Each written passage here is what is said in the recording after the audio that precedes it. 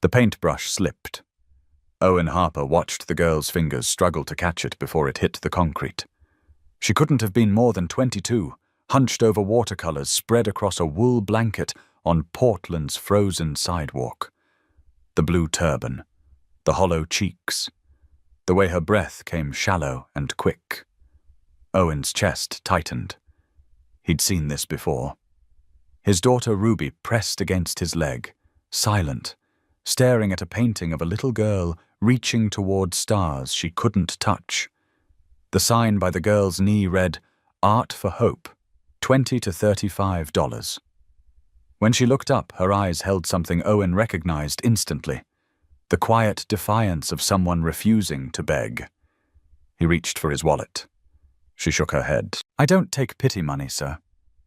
Ruby's hand tightened around his. The girl's fingers trembled harder, and Owen made a decision that would either save 3 lives or cost him everything he'd spent a decade building. Owen crouched down slowly, ignoring the protest from his knees against the frozen pavement. He kept his voice gentle, the way he'd learned when Ruby felt overwhelmed in crowds. "What's your name?" The girl blinked, clearly surprised by a question instead of money being thrust at her. "Stella Grant." Her voice carried that rasp of too many nights spent coughing in the dark. Owen nodded, his eyes moving across the paintings spread before them on the threadbare blanket. Ruby stepped forward without prompting, something she almost never did with strangers she'd just met. She pointed at the painting of the child reaching for stars, her small finger hovering carefully above the canvas. "This looks like when I talk to Mommy at night." The words came out matter-of-fact, the way children speak about things adults can barely articulate. Stella's eyes widened slightly, and Owen saw her throat move as she swallowed hard. "Does your mommy live somewhere far away?" Ruby shook her head, still studying the painting with unusual intensity for a 9-year-old child. "She's in heaven now. Daddy says she can see me through the stars when I look up." The silence that followed wasn't uncomfortable. It was recognition, the kind that happens when people identify their own pain reflected in someone else. Stella's hand moved unconsciously to adjust her turban, and Owen caught the slight wince that crossed her pale face. He'd seen Catherine make that exact gesture during her last months, when even fabric against skin felt unbearable. "How long?" Owen asked quietly, and Stella didn't pretend not to understand his meaning. 8 months since diagnosis. Ovarian cancer, stage 3. I've got about 10 weeks left before they say it's too late for the surgery that might work. She said it without tears or drama, just stating facts the way you'd report weather conditions. Owen pulled out his phone, not his wallet, and Stella's shoulders tensed visibly. "I'm not calling anyone official," he said quickly, watching her relax slightly. "I want to look you up." He typed her name into the search bar, and within seconds found what he was looking for. A Maine College of Art newsletter from 8 months ago with the headline, "Rising Senior Battles Cancer While Completing Thesis Work." The photo showed Stella with long auburn hair and a brilliant smile, standing beside an installation piece. The girl before him looked like a faded shadow of that vibrant image. "You're 2 semesters from graduating," Owen said, reading from his screen. "Full scholarship recipient. Your professor called you one of the most promising watercolor artists in 20 years. Stella's jaw tightened, and for a moment Owen thought she might tell him to leave immediately. Instead, she spoke quietly, her words edged with exhaustion. "That was before everything changed. Before they pulled my scholarship when I took medical leave. Universities apparently don't like funding students who might die before finishing their degrees." The bitterness in her voice wasn't directed at anyone specifically. It was just weariness, the kind that settles deep when you've fought alone too long. Owen felt something shift in his chest, remembering Catherine's last words about showing Ruby what having resources really meant. Ruby tugged at Owen's coat sleeve, her face carrying that serious expression that always broke his heart. "Daddy, can we help Miss Stella? Like Mommy wanted us to help people who need it? Owen felt Catherine's promise settling on his shoulders, the one about teaching Ruby that the world was worth caring about. He looked at Stella, at the way she sat with her spine straight despite obvious pain, at paintings that captured what grief looked like when transformed into beauty. This was the moment Catherine had asked him to recognize and act upon. "Stella," Owen said slowly, choosing each word with deliberate care.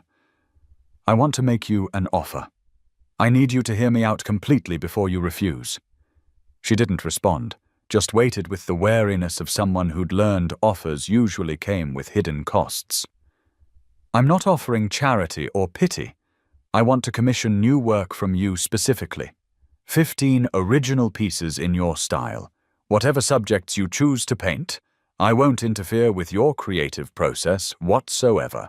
I'll pay market rate for an emerging artist at your documented skill level. That's between $1,500 and $3,000 per piece, depending on size and technical complexity." Owen continued, watching her face carefully. Stella's expression went pale, which was saying something given how little color she had left. "That's not market rate for a student selling on sidewalks. That's charity dressed up as business." Owen shook his head firmly, his voice taking on the decisive tone he used in boardrooms. "It's exactly market rate. I've served on the Portland Museum of Art board for 6 years straight. I know what galleries pay for work at your caliber and training level. The only reason you don't know it is because you've been selling on sidewalks instead of in proper exhibitions," Owen explained patiently. He paused, letting that information settle into her understanding. "I run Harper & Associates, an architecture firm downtown. We have office space that could function as a professional gallery. I want to exhibit your work properly, the way it deserves to be seen and valued." Stella stared at him, clearly trying to find the angle, the catch, the hidden price she'd eventually have to pay for this offer. "Why?" The single word came out sharp, almost accusatory in its directness and suspicion. Stella leaned forward despite the obvious discomfort it caused, her eyes searching his face for hidden motives. "Why would you do this for a complete stranger you just met?" Owen glanced at Ruby, who had settled onto the cold concrete and was now examining each painting with careful attention. "Because 3 years ago, my wife Catherine died of breast cancer. She fought for 18 months, and I had every resource available. The best doctors, experimental treatments, everything money could possibly buy. None of it mattered in the end." Owen continued, his voice steady, but his hands tightening in his pockets. "And every day since, I've watched my daughter try to process losing her mother by drawing pictures constantly. She's trying to capture feelings she doesn't have words for yet at 9 years old. When Ruby looked at your painting and saw herself in it, that told me something crucial. You're not just technically skilled. You're painting truth, the kind that actually matters, the kind Catherine would have told me to recognize and support." Stella's eyes were shining now, though she blinked rapidly to keep tears contained. "And if I say yes?" Stella asked, her voice barely above a whisper now. "If I accept your commission? What happens when people find out you're only doing this because I'm sick and dying? What does that do to my reputation as a serious artist?" Owen stood up slowly, brushing off his knees, and extended his hand to help Stella to her feet. She hesitated for a long moment before taking it, her palm cool and fragile against his larger hand. "Then we make absolutely certain that doesn't happen to your career and reputation. We do this right and professionally," Owen said firmly. "You create the work on your timeline. I provide the exhibition space. We bring in a professional curator to handle the show properly. We price everything fairly with clear documentation of provenance. If people want to see charity in that, it's their problem entirely. Anyone who actually knows art will recognize quality when they encounter it." Ruby stood too, still holding the star painting carefully in both small hands. "Can I buy this one, Miss Stella? I have $17 saved in my piggy bank at home." Stella looked down at Ruby, and something shifted visibly in her defensive expression. "You can have it, sweetheart. No charge for someone who truly understands it. Ruby's eyes went wide with delight, but Owen put a gentle hand on his daughter's shoulder. No, Ruby. Miss Stella just told us she doesn't accept pity money, remember? If you want that painting, you pay the asking price written on her sign. He looked at Stella steadily. She's asking $25, and that's exactly what you'll pay. Fair exchange means fair on both sides always. Ruby nodded seriously, somehow understanding that this mattered more than simple childhood politeness. Okay, Daddy. I'll bring all my money next Saturday when we come back. Stella carefully rolled the painting and secured it with a piece of worn twine, her movements precise despite the visible tremor in her hands. Deal. But I need something from you too, Mr. Harper, if I accept your commission offer. When the exhibition happens, my medical situation doesn't become part of the promotional marketing materials. The art stands completely alone. People buy it because they think it's good, not because they pity the dying girl. Owen respected the steel in her voice, the clear line she was drawing between accepting help and becoming a charity case. Agreed completely, he said without hesitation. The only thing I'd ask is honesty if someone questions us directly about anything. I won't volunteer information, but I also won't lie for you or anyone else. Is that acceptable to you? Stella considered this carefully for several seconds, weighing her limited options against her fierce principles. Fair enough. That's reasonable on both sides. Owen pulled a business card from his wallet, wrote his personal cell number on the back, and handed it to her. Think about my offer carefully. Owen said, Call me when you've made your decision either way. But Stella, decide quickly. Not because of me or my schedule, but because you genuinely don't have time to waste on pride if you want to survive this fight. The words were blunt, almost harsh in their directness, but they needed to be said clearly without sugarcoating. He'd learned during Catherine's illness that sometimes real kindness meant being honest about the clock that was ticking relentlessly down. Stella took the card with trembling fingers and nodded slowly, understanding his meaning completely. That night, after Ruby had fallen asleep with her new painting propped carefully against her nightstand, Owen sat in his home office staring at financial spreadsheets. The numbers were straightforward enough on the surface. 15 commissioned pieces at an average of $2,000 each meant $30,000. Exhibition costs including professional lighting, promotion, an opening event, and insurance would run another $15,000 to $20,000 total. If they priced the work reasonably and sold even half the collection, he'd recoup most of his investment through sales. But recouping costs wasn't really the point. He pulled up Stella's crowdfunding page and read through her story with careful attention to every detail. She'd written it herself in prose that was careful and deliberately factual without emotional manipulation. I require surgery that my student insurance won't adequately cover. The total cost is $250,000. I've raised $80,000 through insurance coverage and personal savings. I'm requesting assistance with the remaining $170,000. In exchange, I'm offering commissioned artwork to major donors. The page had been active for 6 months and had raised only $12,000 beyond her original $80,000. At this rate, she'd be dead before reaching her goal. Owen leaned back in his leather chair, thinking about Catherine's last, truly lucid conversation with him. She'd been so weak by then that her voice barely rose above a whisper, but her grip on his hand had been surprisingly fierce and determined. Promise me something important, Owen. Promise you won't let Ruby grow up thinking the world is just about making money and playing it safe always. Show her that having resources means you can actually do something that matters. Don't just write checks to charities and feel satisfied. Find someone you can genuinely save and save them. He'd promised immediately, not fully understanding, too devastated to think beyond the next hour. But maybe this was it. Maybe this was Catherine's promise finally coming due, presenting itself in the form of a dying girl with extraordinary talent. His phone buzzed suddenly, startling him from his thoughts. A text from an unknown number appeared on the screen. "This is Stella Grant. I've thought about your offer.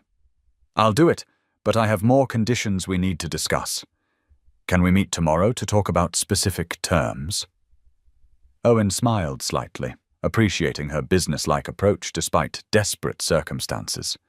She might be dying, but she wasn't going to be anyone's passive charity project. He texted back. "My office. 10 a.m. Harper & Associates, 20th floor of Franklin Tower. I'll have coffee and contracts ready." The next morning, Stella arrived exactly at 10 o'clock, wearing jeans and a heavy coat that looked too big, the same blue turban covering her head. Owen's assistant Jennifer had been briefed because she showed Stella in without the usual visitor screening process. Owen stood from behind his desk, which overlooked Portland's Old Port District through floor-to-ceiling windows. "Thank you for coming. Please, sit." He gestured to the informal seating area by the windows, deliberately choosing the comfortable couches over the power dynamic of his imposing desk. Stella sat carefully, her movements precise, as if each one required conscious thought. "I brought my portfolio," Stella said, pulling out a tablet from her bag. "If you're commissioning work, you should see the full range of what I can do." She handed it to Owen. He scrolled through images, landscapes that felt emotional rather than just scenic, portraits that captured something essential about their subjects, abstract pieces that used color like other artists used words. "These are remarkable," Owen said honestly. "You have a particular way with light. It feels like memory rather than just visual representation." Stella's voice gained confidence. "That's the goal. My thesis explores visual memory, how we remember moments as feelings with colors attached, not as photographs." Owen set the tablet aside. "Tell me your additional conditions." Stella pulled out folded paper from her pocket, handwritten notes in careful script. "First, I keep creative control. You don't tell me what to paint or how. You can suggest themes or preferences, but final decisions are mine." Owen nodded. "Agreed. I'm commissioning art, not ordering products." Stella continued. "Second, I need a timeline that accounts for my medical situation. Some days I can't work. Some days I'll be too sick. I'll try for 15 pieces in 3 months, but I can't guarantee consistency." "Understood," Owen said. "We'll work around your schedule completely. The exhibition happens when the work is ready, not on a fixed date." Stella's shoulders relaxed slightly. "Third, and this is important, I don't want your daughter involved beyond being a normal visitor. I saw how Ruby looked at me. Kids get attached, and I don't want her hurt if I don't make it." Owen felt a sharp pang at that blunt statement, but he understood the protective instinct. "Ruby makes her own choices about who she cares about. I can't promise she won't get attached, but I can promise we'll be honest with her about your situation." Stella looked out this window at the city below. "How did your wife handle it with Ruby? How do you tell a 6-year-old their mother is dying?" Owen was quiet, remembering those impossible conversations. Catherine told her that bodies are like houses we live in, and sometimes houses get too broken to fix. She said her body was like that, but the part that loved Ruby wasn't in the body. That part would always be there, like air you can't see but know exists because you breathe it. His voice roughened slightly. Stella said softly, "That's beautiful. My parents died when I was 16, house fire. They went back in to save my artwork, and the floor collapsed." Owen saw the connection clearly. "Then you understand Ruby's paintings, about keeping people alive by making art about them."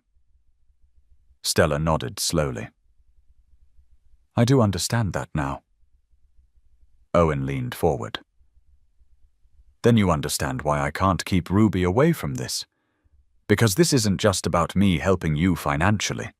This is about my daughter seeing that when you have power to help someone, you do it. That art matters. That people matter. Catherine asked me to teach Ruby the world was worth caring about. and I can't do that by keeping her in a bubble. Stella met his eyes, and something passed between them. Recognition of shared grief. Okay, Stella said finally. But if I die, you tell her some fights you lose even when you fight hard. Don't let her think hoping harder would have changed anything. Owen extended his hand. Deal. Stella shook it, her grip surprisingly strong. Now let's talk practical details, Owen said. I'll set up studio space in an unused office on the 15th floor. South-facing windows, good natural light. You can work whenever you want. I'll get you a key card. Materials budget is $5,000 to start. And I'll have Jennifer draw up a formal commission contract. Stella pulled out a notebook and started writing. I'll need specific supplies, professional-grade watercolor paper, certain pigments, particular brushes. It'll be expensive. Owen waved dismissively. Stella, I pay senior architects $140,000 annually. Material costs are a rounding error. Get what you need for your best work. She looked up, and for the first time he saw hope flicker. You really think people will buy my work? Not because they pity me, but because it's good? Owen's response was certain. I know they will. I'm not the only person who recognizes quality, and I'm going to make sure the right people see it. He pulled out his phone. I know Margaret Ashford personally. She runs the Ashford Gallery in Boston, one of the most respected contemporary galleries in New England. I'm inviting her to your exhibition. If she likes what she sees, you might get representation beyond what I can do locally. Stella's pen stopped moving. You'd risk your reputation asking someone like that to look at student work? Owen met her gaze. I'm not risking anything. Your work is good enough. I wouldn't insult Margaret's intelligence by wasting her time with mediocre art. And I wouldn't insult your talent by pretending this is charity when it's investment. Over the next 3 weeks, Owen watched Stella transform the 15th floor office into a working studio. She brought in easels, organized supplies with meticulous care, and spent hours studying how light moved across the room throughout the day. She worked with intensity that bordered on obsessive, as if racing against a deadline she could feel in her bones. Owen stopped by every few days, never staying long, just checking if she needed anything. Ruby came sometimes, sitting quietly in the corner with her sketchpad, and the two worked in companionable silence. Jennifer reported Stella often arrived before 7 and stayed past dark. She's here more than our full-time employees, Jennifer said with concern. Should I say something? Owen shook his head. She's not overworking. She's fighting. Let her fight. He understood the compulsion. Catherine had been the same near the end, trying to pack as much living into remaining time. Stella was doing the same with a paintbrush. The first painting she completed took Owen's breath away. It was titled Before the Storm, and showed a wheat field under darkening sky, golden stalks bent by a wind that hadn't arrived yet. But it wasn't about weather. Anyone looking could feel the anticipation, the knowing that something was coming that would change everything. This is extraordinary, Owen said honestly. This is the kind of piece that stops people in their tracks. Stella looked exhausted but satisfied. Good, because I have 14 more to go, and everyone needs to be better. By week 5, Stella had completed 7 paintings. Owen arranged them in the 20th floor conference room, slowly transforming it into a gallery. Each piece had the same quality, technically brilliant, emotionally devastating. There was Empty Chair, which captured the weight of absence. Holding Breath, an abstract in blues and greys that felt like being underwater. The Last Light, showing sunset through a window with hands pressed against glass from inside. Ruby came to see them after school one Friday, standing in front of each painting for a long time without speaking. Finally, she turned to her father. Miss Stella paints like she's saying goodbye to things. Owen crouched to Ruby's level. What makes you think that? Ruby pointed at The Last Light. Because that's how I draw Mommy. Like I'm trying to remember everything before I forget. Owen felt his throat tighten. Maybe that's what all good art is, sweetheart. Trying to hold on to things we're afraid of losing. Stella's health deteriorated during week 6. She called Owen late Tuesday. I'm in the hospital. Infection. 3 to 5 days. I have 8 paintings months. I'm not making 15. I'm sorry. Owen was already grabbing his keys. Which hospital? I'm coming. When he arrived, Stella was in a private room smelling of antiseptic and fear. Her turban was gone, replaced by a hospital cap, and without it, she looked impossibly young. You didn't have to come, Stella said, relief obvious. Owen pulled up a chair. Yes, I did. You're going to focus on getting through this infection. The paintings don't matter now. Your life matters. The art can wait. Stella shook her head weakly. The surgery can't. I'm at 9 weeks, maybe 3 more before the window closes, and I'm not close to raising enough money. How much do you need? Owen asked quietly. Stella showed him her phone with shaking hands. I've got 94,000, the surgery is 250, so 156,000 short. Owen did quick math. The art sale would cover maybe 40 or 50 if they priced aggressively and sold everything, which left about a $100,000 gap. He could write that check now, but if he did, Stella would refuse, would see it as charity, would lose the sense of agency keeping her fighting. Here's what we're doing, Owen said slowly. We're moving up the exhibition. 2 weeks from now. We'll show the 8 pieces you've completed and call it a preview exhibition. We'll invite everyone, collectors, gallery owners, press.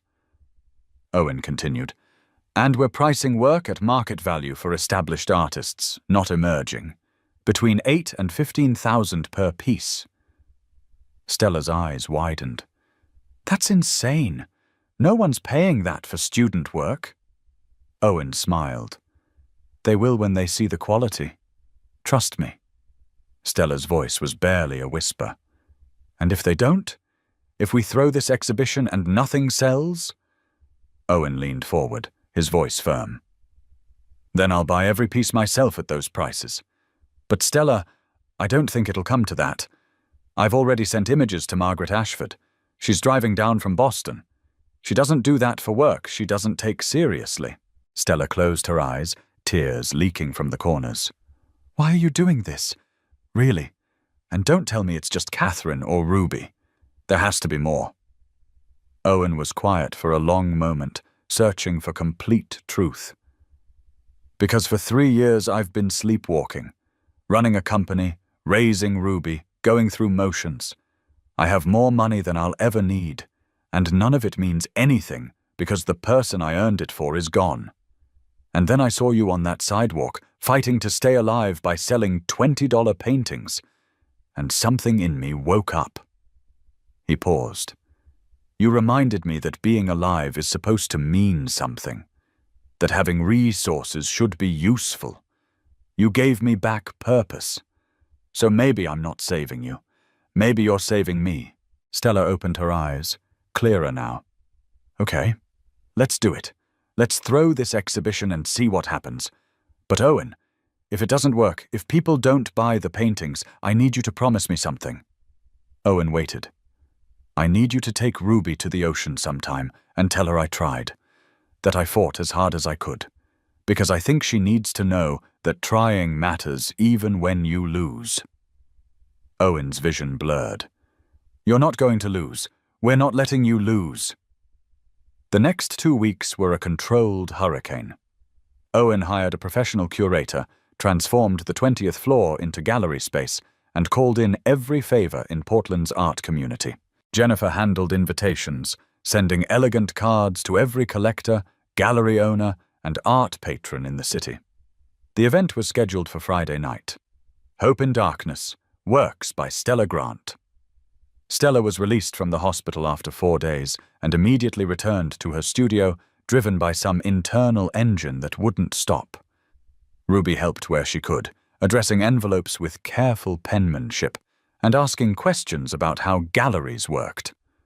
Owen found himself explaining auction dynamics to a 9-year-old who listened with surprising intensity. "So people bid money on art they like?" Ruby asked. "And whoever bids most gets it." Owen nodded. "Exactly." The morning of the exhibition, Owen arrived at 6 to do final checks. The space had been transformed. Track lighting focused on each painting, small plaques with titles and starting bids, a table for champagne and refreshments, chairs arranged for the presentation. Stella was already there, standing in front of her work with arms crossed, studying each piece with critical intensity. "Having second thoughts?" Owen asked gently. Stella shook her head. "No, just saying goodbye to them. After tonight, they won't be mine anymore." Owen said quietly, "They'll always be yours. Selling them doesn't change that you created them." Stella turned to look at him, and he saw how much she'd changed in 6 weeks. "Owen, I need to tell you something before tonight," Stella said, "in case I don't get another chance. When I was in the hospital, I had time to think, and I realized that even if the surgery doesn't work, even if I don't make it, this has been worth it. Not just the art, but having someone believe in me. Having Ruby look at me like I'm someone worth knowing. That matters more than the paintings."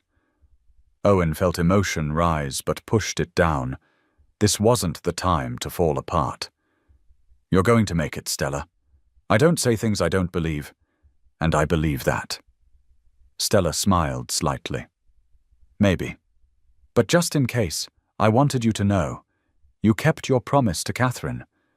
You showed Ruby what doing something that matters looks like. By 7 p.m. The 20th floor was packed with far more people than Owen expected. He'd anticipated maybe 80 guests. Nearly 200 showed up. They filled the space, champagne in hand, moving from painting to painting with that particular hush that happens when people encounter art that demands attention.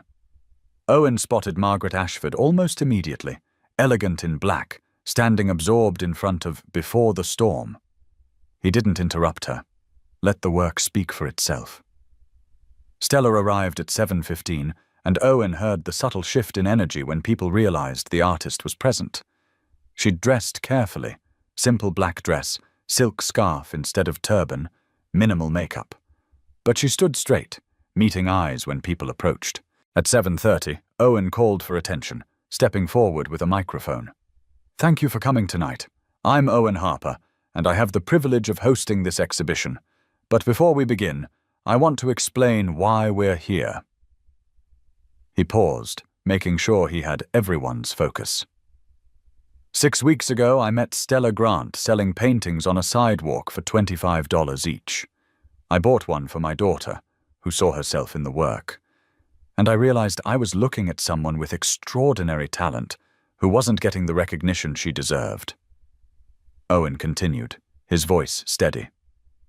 "What you're seeing tonight is 8 pieces from a larger series. Each work represents not just technical skill, but emotional honesty. Stella paints things we feel but can't name: loss, hope, the weight of time, the texture of memory." Owen explained. "This isn't student work, despite Stella being 2 semesters from her degree. This is work of an artist who has something to say and knows how to say it."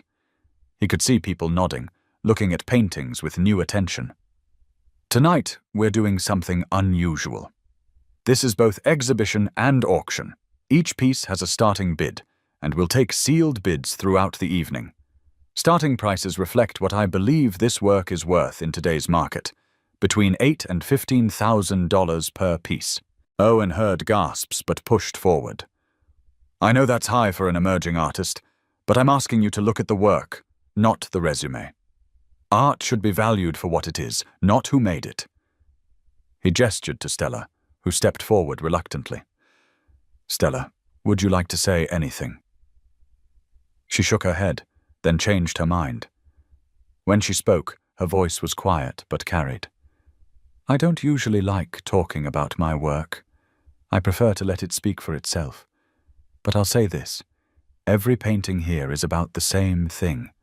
Trying to hold on to moments that are slipping away, looking at things clearly when you might not see them much longer. If that resonates with you, maybe the work is for you. The sincerity of it seemed to land harder than any prepared speech could have. Owen watched people looking at Stella with new respect, then turning back to paintings with deeper attention. Margaret Ashford approached Owen as the crowd dispersed. "She's remarkable," Margaret said without preamble. "The technique is professional level, but more importantly, she has a voice. That's what you can't teach." Owen felt relief wash through him. "So you'll consider representing her?" Margaret asked. "Why are you really doing this? I've known you 6 years, and you've never shown this level of personal involvement before." Owen met her eyes. "Because she's dying. Ovarian cancer. She needs surgery that costs $250,000, and she's running out of time." Margaret's expression shifted to understanding. "Does she know you told me?" Owen nodded. "She knows if people ask directly, I'll be honest. But I won't use it as sales tactic. The work has to stand on its own." Margaret looked back at the paintings. "It does. That's what makes this complicated. Because now I have to decide if I'm interested because the work is good, or because I'm moved by her circumstances." She was quiet. "But the work is good enough that it doesn't matter. I'd want to represent this artist regardless. The medical situation just adds urgency." Owen asked, "So you'll make her an offer?" Margaret smiled. "Let's see how tonight goes first. But yes, I'm interested." By 9 p.m. the crowd had thinned, but energy remained high. Owen nodded to Jennifer, who brought him the bid box. "Should we open these now?" Stella asked nervously. Owen looked at her pale face, at how she swayed with exhaustion. "Now, let's do this now." They gathered in a corner, Owen, Stella, Ruby, Jennifer, and Margaret, who'd stayed specifically for this. Owen opened the first envelope. "Before the storm, starting bid 12,000. We have 17 bids ranging from 12 to 28,000. High bid is 28. Stella's hand flew to her mouth. Owen opened the next. "Empty chair, starting 10. High bid 32,000. He continued through all 8 paintings, his voice getting rougher as numbers climbed. When he finished, he did quick math on his phone. Total from high bids, $194,000. Stella made a sound half laugh, half sob. "That's not enough. I'm still 56,000 short." Before Owen could respond, Margaret spoke. "About that. Ashford Gallery would like to offer you a 3-year representation contract. We'll take 40% commission on future sales, standard rate. But part of our contract includes a signing bonus. For an artist of your caliber, that bonus would be $50,000. She pulled a folder from her bag. "I had my lawyer draw up preliminary terms. You'd need your own lawyer to review, but the offer is genuine." Stella stared at the folder. "You're offering me $50,000? Margaret nodded. "Plus gallery representation, a solo show in Boston within the year, and introduction to our collector network. This isn't charity, Stella. This is business. I represent artists I believe in, and I believe in you." Owen watched Stella's composure crumble, watched her try to hold together and fail. Ruby stepped forward and took Stella's hand, holding it while she cried. Owen pulled out his phone for final math. $194 from tonight, 50 signing bonus. That's $244. You need $250. That leaves $6,000. He looked at Jennifer. "Do we have corporate community budget left?" Jennifer checked her tablet. 12,000 allocated but unused. Owen nodded decisively. "Harper and Associates will donate 6,000 to Stella's medical fund. Stella, you just hit your goal." The silence that followed felt sacred. Stella looked at Owen, at Margaret, at Ruby, at the room full of paintings and people who'd chosen to invest. "I don't know what to say." Owen smiled, feeling lighter than he had in 3 years. "Don't say anything. Just schedule the surgery." Margaret added, And get well so you can paint me 15 more for your Boston show. Stella laughed through tears. No pressure, right? Ruby, quiet through this, spoke suddenly. Miss Stella, does this mean you get to live? Everyone looked at the 9-year-old who'd just asked what they were all dancing around. Stella crouched to Ruby's level, wincing at the movement. It means I get a fighting chance, sweetheart. The surgery isn't guaranteed, but now I get to try. And that's everything. Ruby threw her arms around Stella's neck. Good, because I'm not done learning to paint from you yet. Over Ruby's shoulder, Stella met Owen's eyes, and the gratitude there was almost too much to bear. This was what Catherine meant. This was what she'd asked him to do.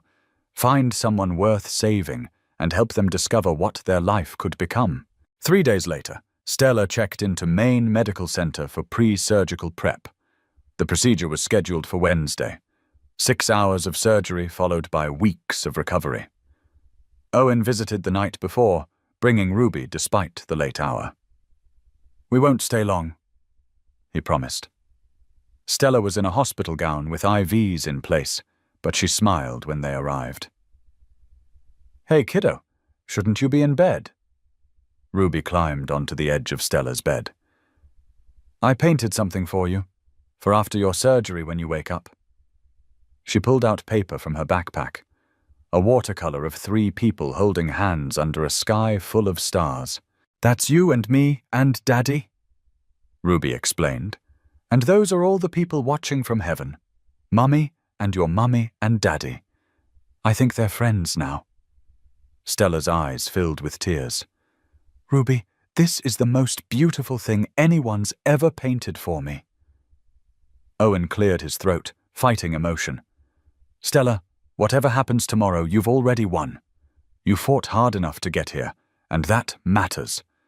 But you're going to come through this, and when you do, you'll have a whole life ahead. A career. A future. Everything you thought you'd lost. Stella reached out and took his hand. Owen, if something goes wrong... He cut her off. Nothing's going wrong, but I'll be here. I'll be in the waiting room the whole time. You won't be alone. The surgery took 7 hours. Owen paced the waiting room, checking his phone compulsively, drinking terrible cafeteria coffee. Jennifer called twice with work questions, but he couldn't focus. Ruby was at school, but she'd made him promise to text the moment he knew anything. Finally, at 3:45, the surgeon emerged. Mr. Harper, Miss Grant is out of surgery. We got everything we could see. The tumor was larger than expected, but we believe we achieved clean margins. The next 72 hours are critical for infection and complications, but I'm cautiously optimistic. Owen felt his knees go weak with relief. Can I see her? The surgeon nodded. She'll be unconscious for a few hours, but you can sit with her. Owen followed a nurse to the ICU, where Stella lay surrounded by monitors and tubes, her face pale against white sheets. He pulled up a chair and sat down, watching the steady rise and fall of her breathing. He thought about Catherine, about how he'd sat in a room like this and watched her slip away despite everything. But this time felt different. This time, they'd caught it in time. This time, the fight had been worth it. Stella woke around 7, groggy and disoriented. Her eyes focused on Owen sitting beside her. You stayed. Her voice was barely a whisper. Owen leaned forward. I told you I would. The surgeon says it went well. They got everything. Stella's eyes closed briefly. How long until we know if it worked? Owen had asked the same question. Scans in 6 weeks to check for remaining cancer cells. But right now, you're cancer-free. You did it, Stella. You survived. The weeks that followed were a strange mix of normal life and hospital visits. Ruby insisted on making cards for Stella every few days, which Owen delivered during evening visits. Stella's recovery was slow but steady. She moved from ICU to regular room after 5 days, started walking short distances after 2 weeks, was released to outpatient care after 3. Throughout, Owen found himself involved in ways he hadn't expected, helping with insurance paperwork, driving to follow-up appointments, coordinating with Margaret about exhibition timeline. 8 weeks after surgery, Stella got her first post-operative scan results. Owen drove her to the appointment, Ruby in the back seat chattering about school. They sat together in the oncologist's office, waiting for Dr. Patterson to come with results. When the door opened, the doctor was smiling. "Stella, your scans are clean. No detectable cancer. We'll monitor you closely for 5 years, but right now, you're in remission." Stella didn't cry. She just sat very still, as if moving might shatter the moment. That night, Owen took Stella and Ruby to dinner at a restaurant overlooking Casco Bay. It was Stella's first social outing since diagnosis, and she'd worn a silk scarf. Her hair was growing back in soft patches. Ruby sat between them, talking about everything and nothing, and Owen watched Stella slowly relax, watched her laugh at Ruby's stories, watched her look at sunset over water like she was seeing color for the first time. "What are you going to paint next?" Ruby asked. Stella considered seriously. "I think I want to paint what hope looks like. Not the big dramatic kind, but the small daily kind. The kind that happens when you wake up and realize you get another day." Owen raised his glass. "To another day?" Stella clinked her water glass against it. "To another day." Ruby held up her drink with both hands. "To so many days we get tired of counting them." 3 months later, Stella's solo exhibition opened at Ashford Gallery in Boston. The show was called After the Storm, a direct continuation of the painting that started everything. Owen and Ruby drove up for the opening, and the gallery was packed with collectors, critics, and art enthusiasts. Stella's work filled the space, and Owen could see how she'd evolved. The new painting still carried emotional weight, but there was something different now. Light, maybe, or just possibility. Margaret gave a short speech about discovering Stella, about evolution of her work, about intersection of technical skill and emotional truth. But the moment that stopped everyone was when Ruby stepped forward, unrehearsed, and said to the crowd, "Miss Stella taught me that painting is about showing people they're not alone. She's really good at that." The simplicity of it, from a 10-year-old who'd lost her mother, somehow said more than any art critic could. The show sold out completely, every piece gone by end of night. Stella stood in the empty gallery afterward, looking at red dots next to each title card, and started laughing. "I can't believe this is real." Margaret hugged her. "Believe it, you're launched. This is just the beginning." Owen watched from across the room, feeling something settle into place. This was what Catherine meant. This was what she'd asked him to do. Find someone worth saving and help them discover what their life could become. 6 months after that, on a crisp fall afternoon, Owen married Stella in a small ceremony at home. Ruby was flower girl, scattering petals with serious concentration. It wasn't the relationship either had planned. They'd stumbled into love sideways, through crisis and recovery and shared purpose. But it worked. Stella moved into the house, converted the basement into a proper studio, and continued painting while Ruby watched and learned. The three became a family not because biology demanded it, but because they'd chosen each other. Ruby was 12 when Stella's 5-year cancer-free milestone came and went without incident. They celebrated with a small party, just the three and close friends. That night, after everyone left, Ruby found Owen in Stella's studio, looking at the painting of the child reaching for stars, the one Ruby had bought for $17 years ago. "You miss Mom," Ruby said. Not a question. Owen nodded honestly. "Every day, but I also love the life we have now. Both things can be true." Ruby leaned against his side. "Mom would like Stella. I think they'd be friends." Owen put his arm around his daughter. "I think so too. Your mother had a gift for recognizing people worth knowing." Ruby was quiet. Dad, can I tell you something? Owen looked down. Always. Ruby took a breath. I used to paint to talk to Mom because I was scared I'd forget her. But now I paint because it makes me happy. Is that okay? Owen felt his throat tighten. That's more than okay, sweetheart. That's exactly what your mother wanted. For you to live fully, not just remember sadly. Ruby nodded, satisfied. Good. Because Stella's teaching me oil painting next, and I want to paint big canvases, not just notebook pages. Owen laughed. Then that's what you'll do. They stood together in the studio, surrounded by paintings about hope and loss and the strange grace of getting another chance. Years later, when interviewers asked Stella about her breakthrough, about going from selling on a sidewalk to being in major galleries, she always told them the same thing. I met someone who believed in me before I believed in myself. Someone who understood that helping isn't about pity. It's about giving people the chance to fight. And I learned that accepting help isn't weakness.